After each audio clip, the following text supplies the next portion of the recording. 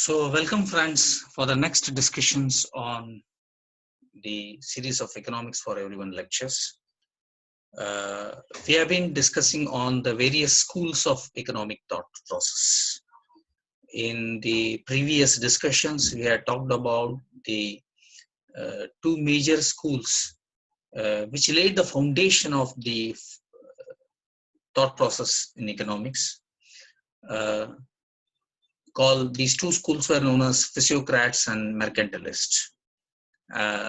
We discussed the key differences across these two classes, how each one of them favored on different ways of running and creating wealth for a nation.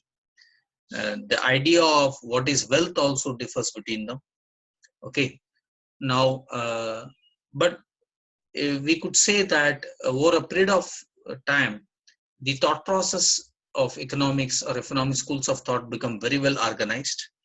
The first of its kind after the physiocrats and mercantilists were what we call the classical school, which probably formed many thought process and especially the ideology of market-driven economy.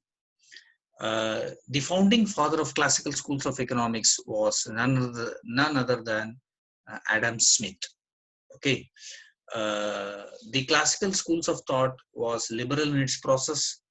To some extent supported some of the tenets of both physiocrats and some parts of mercantilism, even though it differed with some of their ideology. Okay. Adam Smith, who is also known as the founding father of modern economics, believed in what we call it as the free economic system or laissez-faire economy, like the physiocrats. And what we mean by here is laissez-faire is minimum or no government intervention, and he believed in the less intervention system, which is more given to market mechanism, invisible hand, and the act of specialization and division of labor. There is a famous statement by Adam Smith, which goes like, it is not to the benevolence of the baker or to the butcher or to the, you owe your bread or meat, but to his own self-interest. And that's one of the key ideas of Adam Smith, that people are driven by self-interest. That is rationality. So that's one of the major tenets, along with the ideas of specialization, division of labor, or laissez-faire. So Adam Smith assumed that, to a large extent, all classical school economics assumed that people are driven by self-interest and try to maximize their benefits, and market forces of supply and demand act accordingly. That's a basic idea in which classical economics. And of course, over a period of time, the classical economic thought process have influenced, like I said, the earlier thought process of mercantilism and physiocrats, how they influenced nations, especially mercantilism influenced Britain.